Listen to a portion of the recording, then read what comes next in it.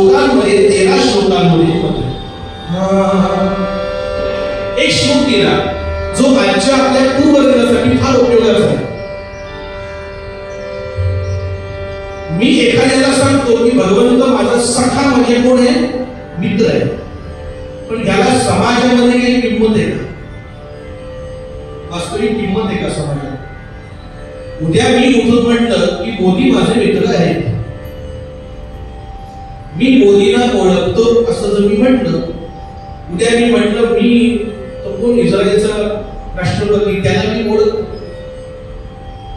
सगळे म्हणतील त्यात मोठं काय सांगतो मोदीला आम्ही ओळखतो, ते दाढीवाले तेच अहो रस्त्यावरचा कचरा उचलणारा सगळ्याचा तोही सांगेल हम भी जानते हो, हम भी जानते हैं आप कहां से आए. लक्षात घ्या, मी एखाद्या मोठ्या व्यक्तीला ओळखतो यामध्ये माझं महत्व शून्य आहे. ती व्यक्ती मला नावारूपाविषयी ओळखत असेल तर माझी मदत आहे.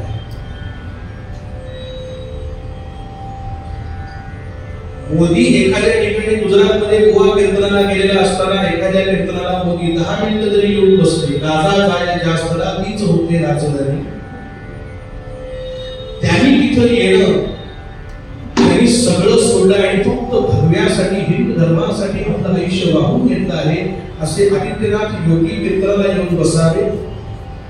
अशा वेळेला कीर्तन करायचं भाग्य दाट आणि त्याला जरा कॉलर दाट होते.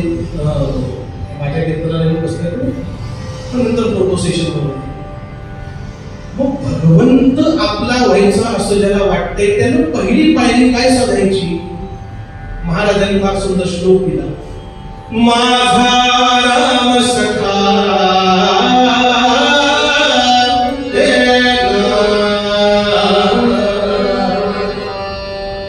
माझा राम सखा मी रामाचा दास नित्य बोलावे.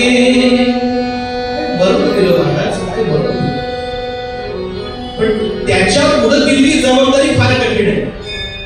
मी रामाचा दास आहे, तो माझा सखा आहे हे म्हणणं सोपं आहे, पण त्याच्यामुळे दिलेला सुबोध कठीण आहे. 3 शब्दामधला सुबोध आहे पण तो कठीण आहे. माझा राम सखा मी रामाचा दास नित्य बोलावे, हाची सुबोध गुरूंचा रामापाशी अनन्य वागावे.